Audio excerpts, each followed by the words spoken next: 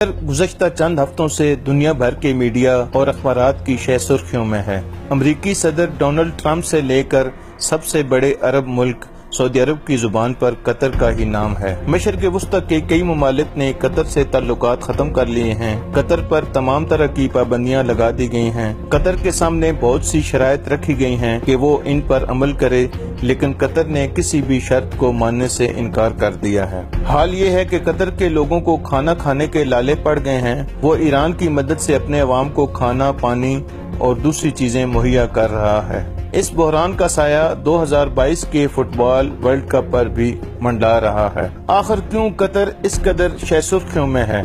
दुनिया के बड़े बड़े मुल्क कतर को इतनी अहमियत क्यों दे रहे हैं? ताज़ा तनाज़ा की वजह क्या है?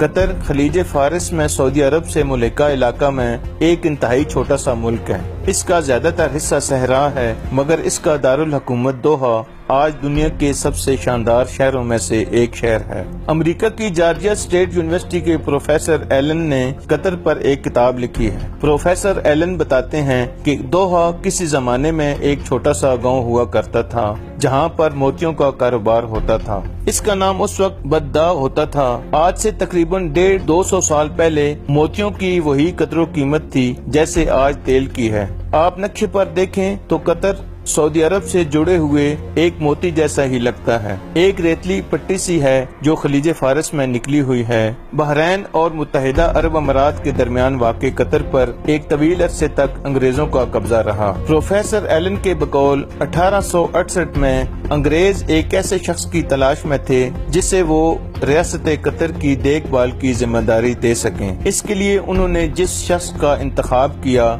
उसका नाम मोहम्मद इमाम मकामी था। अंग्रेजों के चुने हुए मकामी कुंबे का कतर पर राज आज भी कायम है। इंतहाई छोटा मुल्क होने की वजह से कतर को पड़ोस के बड़े मुमालिक से तहफ़्फ़ुज़ चाहिए था। कतर को डर था कि कहीं सऊदी अरब जैसा ताकतवर मुल्क उसे अपने साथ ना मिला ले।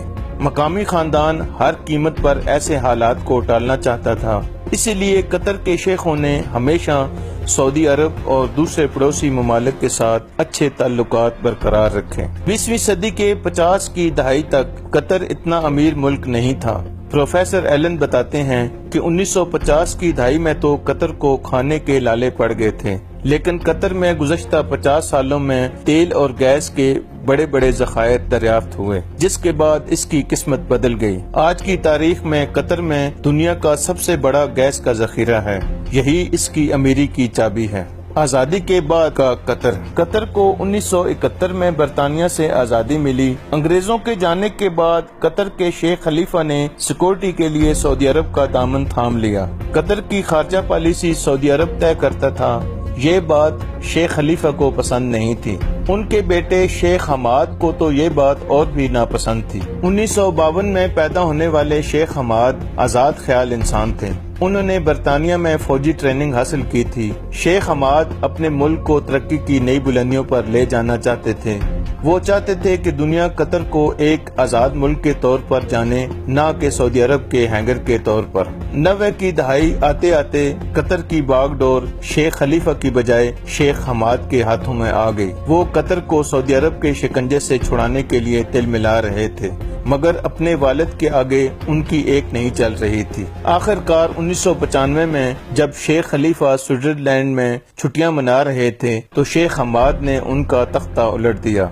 एक भी गोली नहीं चली और कतर का इक़्तिदार शेख हमाद के हाथों में आ गया। कतर के इस नौजवान लीडर के हाथ में इक़्तिदार की चाबी आई तो पड़ोसी मुल्क परेशान हो गए। मगर कतर से सऊदी अरब और दूसरे मुल्क इतने परेशान क्यों थे? आखिर कतर की औकात ही क्या है? रेत का एक टीला भर ही तो है। कतर की कुल आबादी 22 से 23 लाख है। खाने पीने के लिए पड़ोसियों पर इन्हिसार था। फिर सऊदी अरब इतना परेशान क्यों? कतर के हवाले से सऊदी अरब की परेशानी का आगाज 1995 में शेख हमाद के इक़्तिदार में आने के बाद से शुरू हुआ। प्रोफेसर एलन कहते हैं कि शेख हमाद ने अपनी आज़ाद खारजा पॉलिसी पर अमल करना शुरू कर दिया। शेख हमाद ने दुनिया भर से लोगों को कतर बुलाना शुरू किया।